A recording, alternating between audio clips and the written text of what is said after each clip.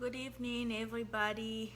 My name is Karen Sokpo, and I am pleased to be part of AfromahaReads today. Welcome to all of you. I am very excited about the book that we are reading today because it is part of my childhood.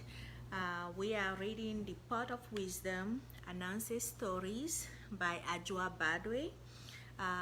This is the book. It has beautiful illustrations by Babawage Diakide.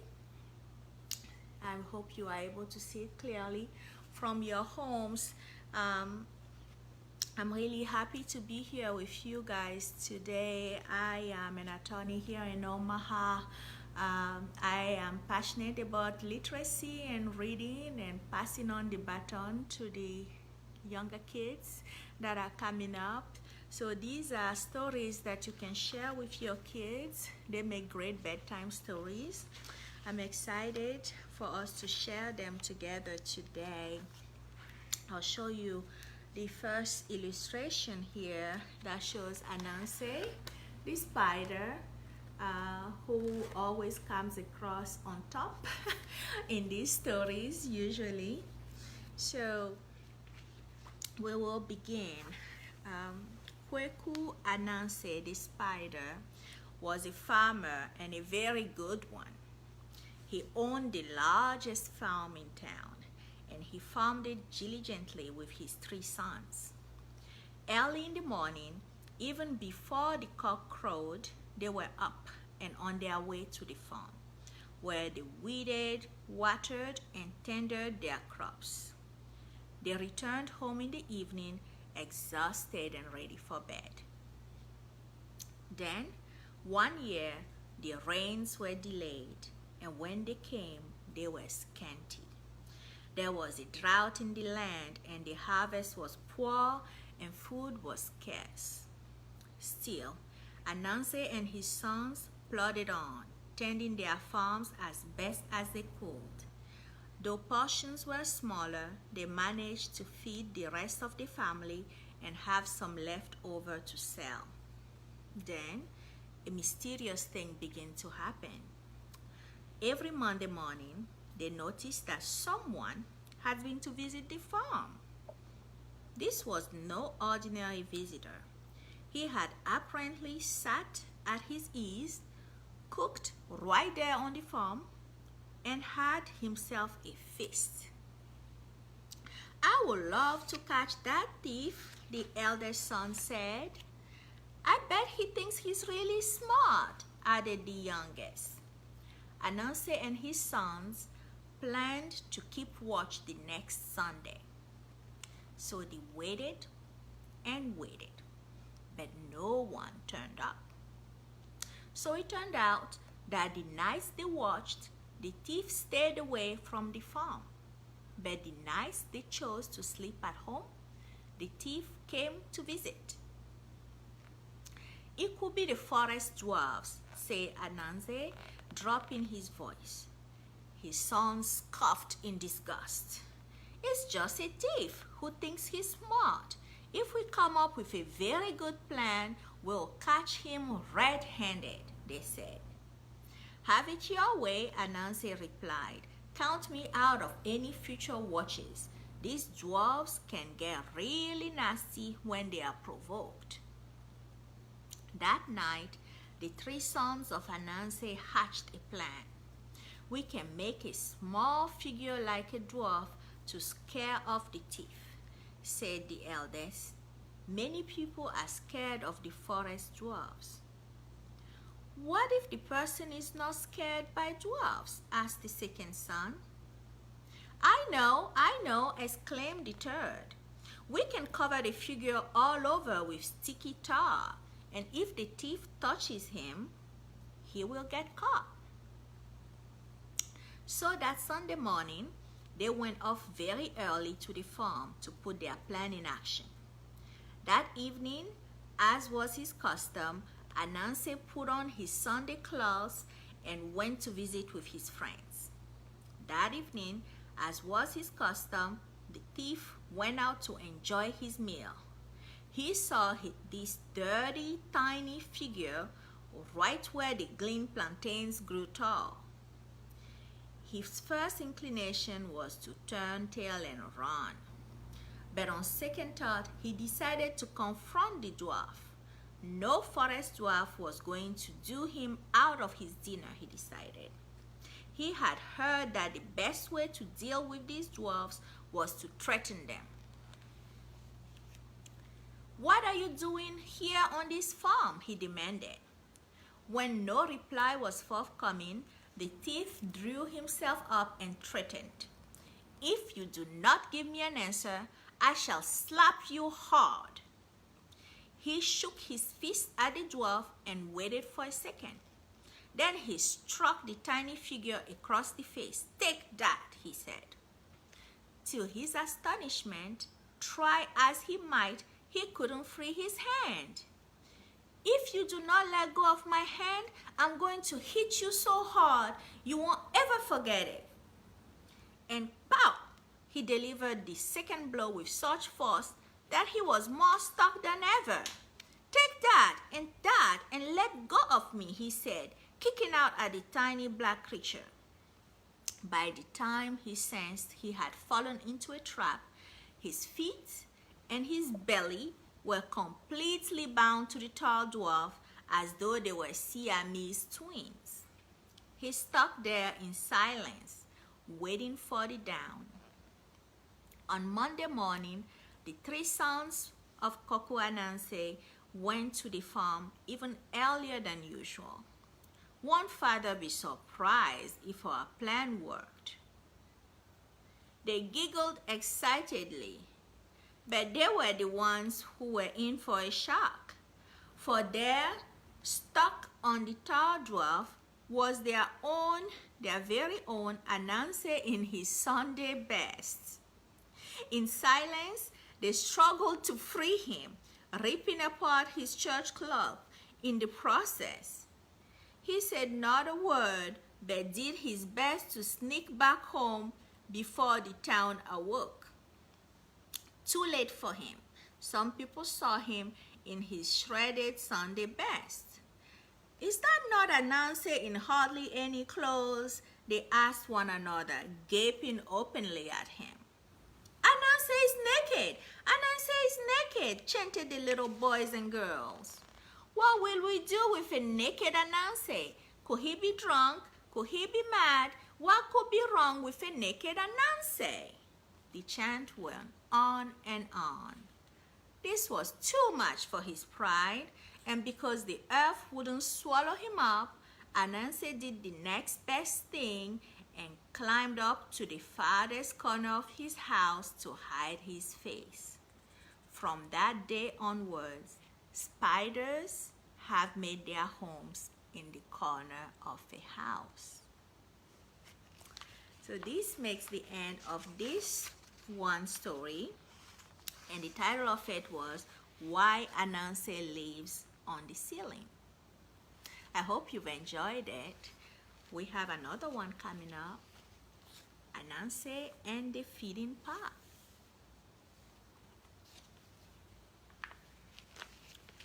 Here is the beautiful picture that accompanies this one. Can you see that beautiful pot? I am just amazed by the beauty of the illustrations on this book. In this book, they did a fine job with them. So as it happens, from time to time, the rains were held up in the sky.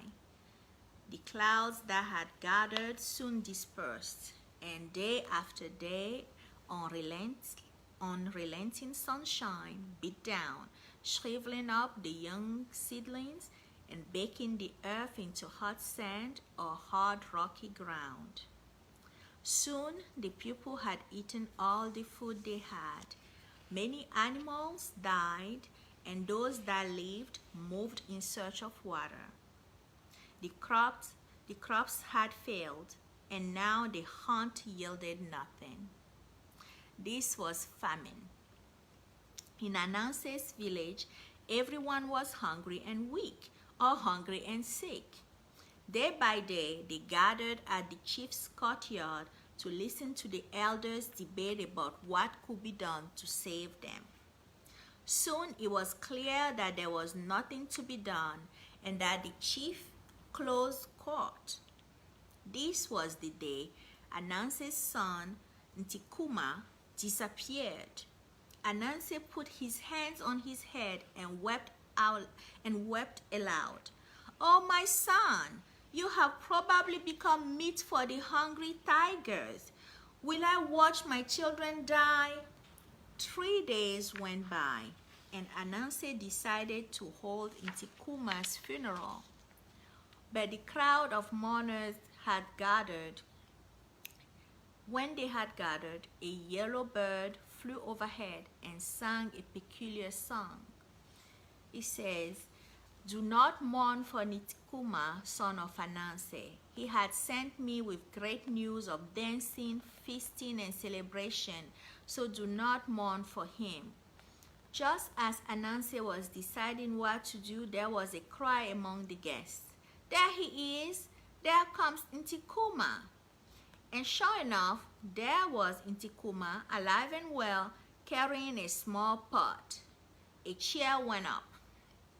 But when he was asked where he had gone and what he had done, he raised his hands and asked for silence. Then, putting his small pot on the ground, he called out, little pot, prepare a feast that is hot. Prepare a feast for this great lot." Suddenly there were tables all around. Suddenly plates and bowls full of hot steaming food and calabashes full of frothing new palm wine. And without much ado, everyone sat down and ate their fill. And there was even some left for the birds and creatures that lived close by. Needless to say, Intikuma became a hero as day by day his pot made food for all the people of the village. But after a while, Ananse became quite unhappy. He began to envy Intikuma and his newfound fame and respect. For now, Intikuma was asked to sit among the council of elders, and everyone said what a wise young man he was. One evening, Ananse called Intikuma. "Tell me, Intikuma, for people have whispered that you were abducted by a strange man. What really happened to you?" Intikuma was loath to tell, but Ananse pushed and prodded until at last Intikuma said, "I will tell you, father, if you will keep this a secret." "Aha!" said Ananse. "I was particularly hungry that morning when I saw this lizard," said Intikuma. "I thought, who knows, a lizard may make a tasty meal." "Ha!" said Ananse, spitting. "Anyway, I picked up my slingshot and I chased the lizard into the woods. Whenever I tried to catch it, it would hide and try to lead me on. It wasn't long before I found that I was lost. I yelled until I felt quite weak, and then I lay down under a tall tree, quite sure I would soon die. Then I saw 3 palm nuts on the ground. I picked up a stone to crack them to eat the food within. When I hit the first nut, it rolled away and disappeared into a hole. The same thing happened with the next one, and then there was only one left. Please, I say, do not let this nut roll away. I picked up the stone and cracked it. The shell flew off, but the tiny hard fruit rolled away and fell down the hole. At once I got up and followed the nut down the hole. It seemed to me that I would never hit the ground, but I did. Inside the dark cave sat an old woman. I greeted her in fear, but although she was strange, she was kind, and I served her for 2 days. She sent me to her garden, saying, "You will find many yams there. So I ask you to uproot them. Leave those alone. But those that protest and say, 'Do not harvest me,' pick those and bring them here." I went into her yam garden, and sure enough, the loudest voices came from the Pona yam. Harvest me, they called, but I ignored them and harvested instead the thin water yam that protested, "Leave me alone, do not harvest me." Ananse thought, "Fool, why harvest water yam when you can have Pona yam?" When I took the water yams in, the old woman said, "Now peel them, throw the fruit away and cook the peel." I was surprised, but I did as she said, and soon the water was boiling. When I eventually strained away the water, there was the most delicious yam, which we ate with palava sauce. Then the old woman said, "Son, you have been faithful. Go into the next room and pick a pot. There are many pots in that room. Several of them will call you to pick them, but do not. Whichever begs to be left alone, pick that one and be on your way. My yellow bird will tell you what to do." "Aha," said Ananse, eager to hear the rest. So that is exactly what happened. In the room there were 100, maybe 1,000 pots, huge ones, small ones, gold, silver, brass, and earthenware pots. But the ones I really liked all said, "Pick me, please," and the only one that said, "Leave me alone," was this small pot. I picked it up, thanked the old lady, and I left with her bird leading the way. "Ho," said Ananse, "you should have chosen a big pot. How much more it would have done?" Intikuma said, "Who knows? Better to take instructions from the owner." Said Ananse, "Trust me on this. You should have chosen the largest pot." Ananse did not sleep that night. All he could think about was pots and more pots. "I must try to get a better pot," he thought. Tomorrow, I will try to get a better pot." So the next day, although the whole village was well fed, Ananse pretended to chase a lizard and went off into the woods as Intikuma had described. Seeing the tall tree, he lay down. Lord, there were 3 nuts and a stone. He cracked the first nut and out came the fruit. Looking around, Ananse nudged the fruit until it rolled into a nearby hole. He cracked the second nut, which also stayed quite still until a determined Ananse poked the nut down the hole. Poking the third nut into the hole, Ananse himself jumped in, and there was the old woman. "Grandmother," said Ananse, when it was clear the old woman was saying nothing, "would you like me to cook you a yam?" "If you wish," she replied. "When you get to the garden, leave the yams alone that call out to you to harvest them. Instead, take the yam that asks to be left alone." Outside, the huge Pona yam called out, "Harvest me!" And the skinny water yam called out, "Don't take me, don't take me." Ananse considered for a while. Any child in the village knew that the huge Pona yams would taste better. So he brought in some Pona yams. The old woman sat on her stool and took no notice except to say, "When you peel them, throw the fruit away and cook the peel." Crazy old woman, thought Ananse. And of course, he threw away the peels and cooked the fruit. After the yams boiled for a long while, Ananse strained off the water, but there was nothing but gravel in the pot. At last, a rather hungry Ananse said, "Grandmother, will you not give me a pot to take away?" "Go away into that room," she said. "The pots will call out to you, but take only the one that say, 'Leave me alone.'" Ananse forgot about his hunger. This was the reason he had journeyed deep into the forest. He opened the door and in a tall, narrow room were all the pots: gold, silver, brass, bronze, copper, terracotta, earthenware, glazed, fired, smoked, and painted.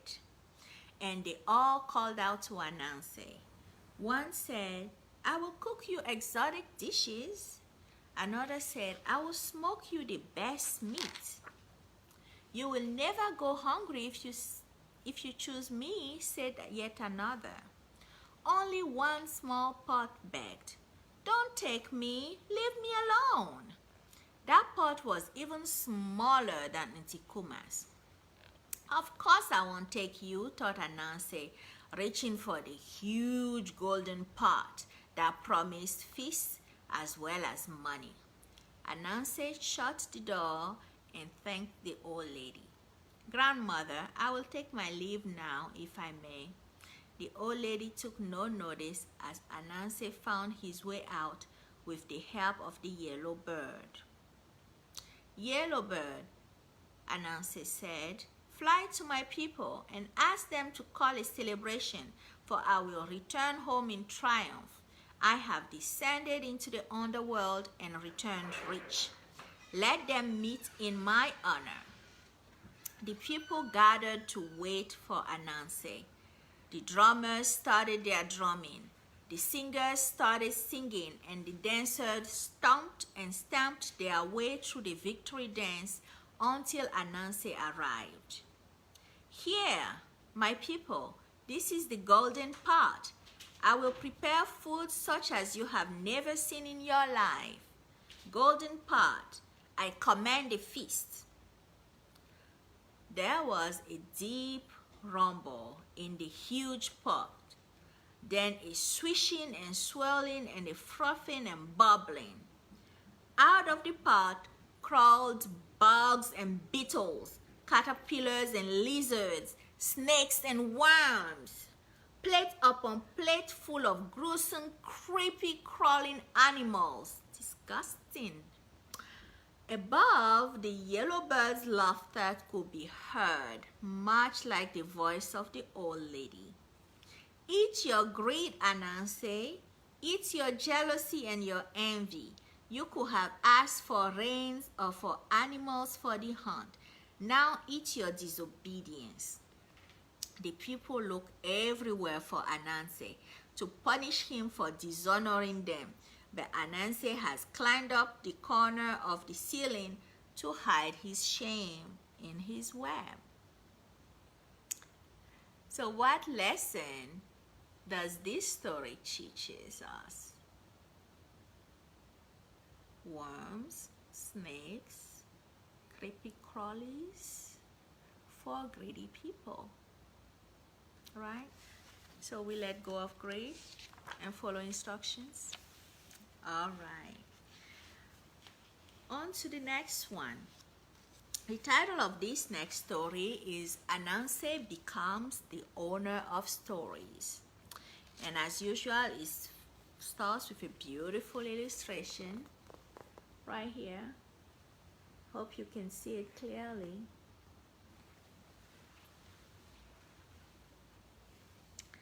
Only one thing concerned Ananse: how he will be remembered when he died. I think this concerns us humans too. It was good for one to leave behind a monument. It was good to be remembered among the greats and sung as one of the heroes. But Ananse, unfortunately, had no military prowess, no awesome strength, no wise proverbs, only his wits. He only lived by his wits. It would be nice, he thought, if all stories belonged to me. Ananse's stories, he said aloud. He thought it sounded good. Then everyone would remember him when they passed the evening telling stories. He lost no time passing the title around. But when the king of the forest lands heard of it, he said to Ananse, "Great names are given to those who do great things. What have you done to deserve such honor?" Try me, great king, and you will find that I deserve no less. Ananse said, as yet, no one has captured alive these three. Wowa, the entire household of honeybees, Abuatia of the forest dwarves, and Nanka the python. Do that, and the ownership of stories is yours, the king said. I'm at your service, great one, Ananse replied, for although I am small, I have learned the weaknesses of the great. In 3 days, you will have proof of my greatness. Ananse spent the night planning his conquest, and early the next morning, he was on his way. Everyone knows how busy honeybees are and how ill-tempered they become when they are disturbed and how they sting when you make them mad. Ananse bore this in mind when he ventured to their hive. What a great number of you must live in here, he said by way of greeting. 300 of us, replied the head worker. What? Shouted Ananse. Did you say 200? 300, said the head worker again. Oh, someone else said 200 just last week. There must be 200 of you. 300, buzzed the irritated head worker. 200, said Ananse defiantly. Before long, many bees joined in the argument and everyone was calling out the numbers. Okay, shouted Ananse above the buzz. To settle this once and for all, why don't I count you? The suggestion seemed fair to all concerned. Ananse produced a bottle and said, you simply have to fly one at a time into this bottle and I shall count you as you go in. First to go in was the head worker, and one by one they all went in, even the queen bee. And how many are we? Asked the bees. 300, said Ananse, sealing the bottle. I told you so, said the head worker. Yes, but I have you all now, said Ananse. And although they buzzed with all their might, Ananse carried them off into his home. The next day, Ananse caught a huge hand of golden ripe bananas from his farm and tugged it into a part of the forest where the dwarf people lived. Now the dwarf people were very smart. They could run swiftly and silently through the forest at such speeds that a man's eye could not see them. One could only feel the wind. They could also stand so still that people passed them off as old tree stumps. Indeed, only a few people had actually seen a forest dwarf, and most people believed they did not exist. Pausing into the deep forest, Ananse announced as though he was speaking to himself, I am so exhausted. I'm simply going to leave my bananas here and return for them tomorrow. He then pretended to leave, but instead he hid under a plantain tree and covered himself with his broad leaves. It was not long before a forest dwarf crawled out of his hiding place. Oh, ripe golden bananas I love best. I had better eat my fill before he returns. The dwarf ate until he could hardly stand. Then he ate until he could hardly sit. And still he ate until he laid on his back and rolled about with a belly ache. Out came Ananse. The dwarf tried to run away, but he slipped on the banana skins and fell flat on his tummy. Ananse caught him by the scruff of his neck and dropped him into his sack and carried him away to his home. The next day, Ananse was walking by the river where Nanka the python bathed. Oh, Nanka, everyone talks about your magnificent skin and your majestic length. Oh yes, Nanka agreed. There is none as magnificent as I wonder myself exactly how tall you are. Because you see, I cut this bamboo branch on my farm and it seems to me it is longer than you. Nonsense, hissed Pippin. Well, if you don't mind, would you lie down beside it for a minute just to prove me wrong? All right, said Nanka, baby, quick. After a minute, the python said, so what do you think now, Ananse? Which one of us is longer? Ananse pondered aloud. It is hard to say because your neck and tail keep moving. Hang on, and I'll just tie the bamboo to you for only a second just to keep you still. Ananse then quickly tied the python's neck and tail securely to the bamboo branch. Now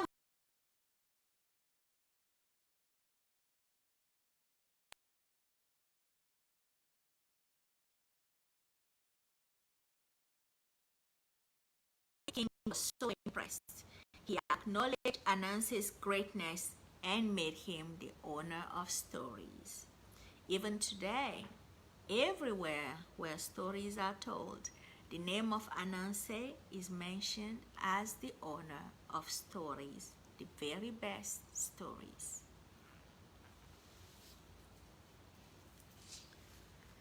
So this is the end of our second story of the day. Now the third one is titled Ananse the Even-Handed Judge.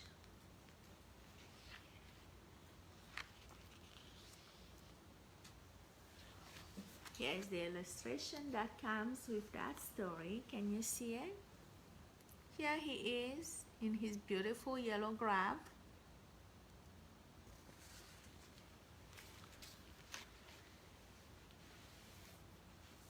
Ananse's fame had spread as a result of his past and people now recognize him as a man of much wisdom. As a result, the great king of the forest lands appointed Ananse to be the judge of 2 villages. It was a job that Ananse took seriously. Day after day, he held court in one of the villages and judged wisely for all the people. He became well known for his even-handed judgments. One Thursday, he received messengers from one of the nearby villages who invited him to attend a marriage ceremony as a guest of honor on Saturday. Ananse was pleased to accept. The messengers had barely left when another group of messengers from the chief of the other village requested the presence of Ananse at the funeral of the chief's aunt on the same day. This poses a slight problem, said Ananse. You see, I have already given my word that I will attend a marriage ceremony at the other village. Do you mean you have declined to attend the funeral of the chief's aunt in preference to a marriage ceremony? Asked the messenger. Now that was a real problem with our chief, whom you have slighted. I beg your pardon, said Ananse. I shall be there. Tell Nana it will be an honor to mourn with him. Then the messengers left at once. Now Ananse pondered what to do. As a great judge, his word was his bond, and he knew no way to excuse himself from one or the other engagement. He had to find a way to defer to both parties and maintain his impartiality. Eventually, a plan came to him. He would send one of his sons to each village ahead of time. Each son would take along a very strong rope spun of spider silk, which Ananse had tied around his waist. Remember, back then Ananse was still a spider and very good at spinning webs. When it came time for a party to start, all his son had to do was to tug the rope hard. Ananse would go to the place towards which he was tugged first. Then at the first opportunity, he would leave for the next village. In those days, there was no accurate way of telling time. People would say it quite broadly, sun up or sundown. On the Saturday of the festivities, Ananse bathed and dressed himself in his best clothes, dark enough for mourning and bright enough for rejoicing. He secured the silken ropes firmly around his waist and sent his son on their way. Then he sat down to wait, quite pleased with himself. Eventually, he felt a tug towards his left side. The marriage ceremony had started, he thought. I had better be on my way. No sooner had he started off when the rope on his right side was pulled hard. Now both ropes were pulling so hard that Ananse could hardly breathe. The wise judge had forgotten to tell his sons to stop pulling after the initial tug. Now the brothers were involved in a tug of Ananse, which nearly tore him clean in two. By the time the passerbys freed Ananse from his ropes, he could hardly walk. He was quite unable to go to either one of the ceremonies, and his great reputation for wisdom was forever ruined as the people laughed at his folly. Fearing that no one would ever listen to his judgments again, where did he go? Where do you think he went? Up to the corner of his room to hide his face.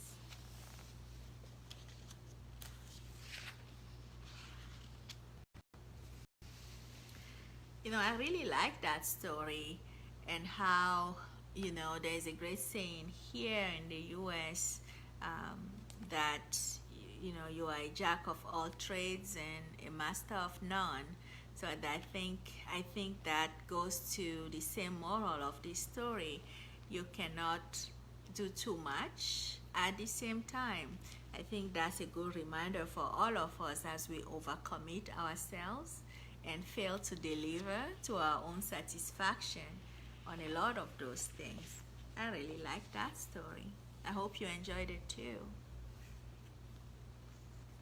Now, the next story in our book is Ananse the Forgetful Guest. And here's a beautiful picture that went with it.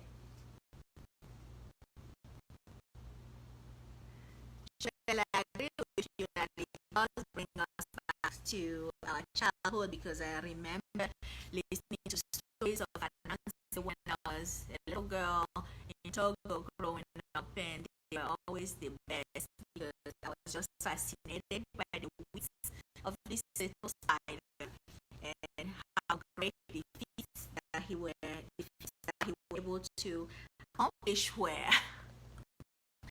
So in this story, Ananse had journeyed for miles and miles to take a message from the king of the forest lands to the king of coastlands. Now, after several days of trekking through the forest, his journey was almost at an end. Ananse could think only of one thing: food. On the nights he had spent in the forest, he had dreamed of food: hot steaming rice and spinach sauces, or soft balls of fufu with crab and palm nut soup. He had awakened twice with saliva drooling and nothing to eat, except for some moist leaves and a few bugs or bush rats when he could catch them. Now he was at last in the great town of Poano, a guest of none other than the king of the coastlands. He will deliver his message. Then, as tradition demanded, he will bathe and eat.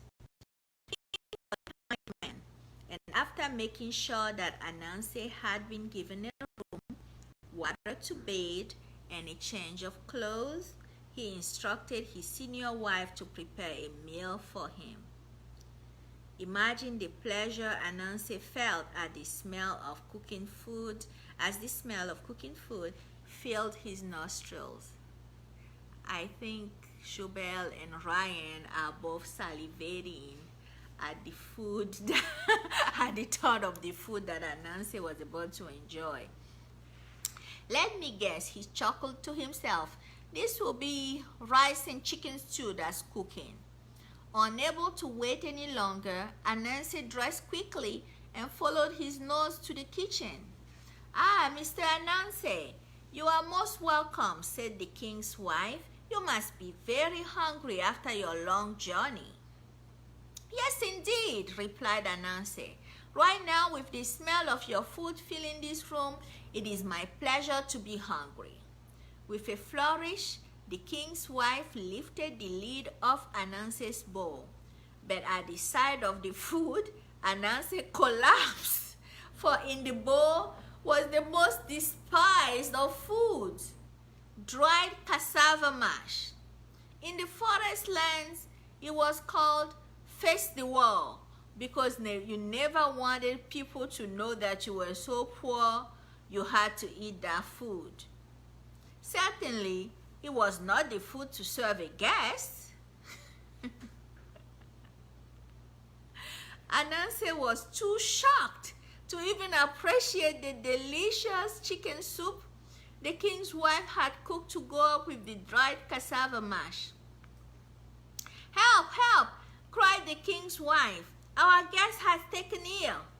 By the time they arrived, Ananse had emerged from his sudden faint. "It is nothing, madame," said Ananse weakly. "Only a small hereditary malady, for cassava is forbidden to me. Even the sight of it affects me."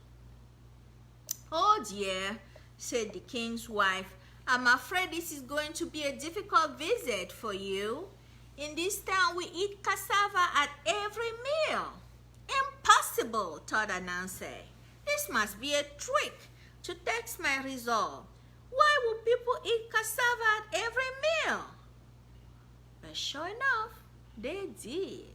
In the mornings, they ate cassava porridge. In the afternoon, they ate cassava mash. In the evening, they ate roasted cassava. Ananse had to go out each day to find moist leaves and bugs to eat, for the news had spread that cassava was forbidden to him. The last day of Ananse's visit fell on the harvest celebration. A great feast was anticipated.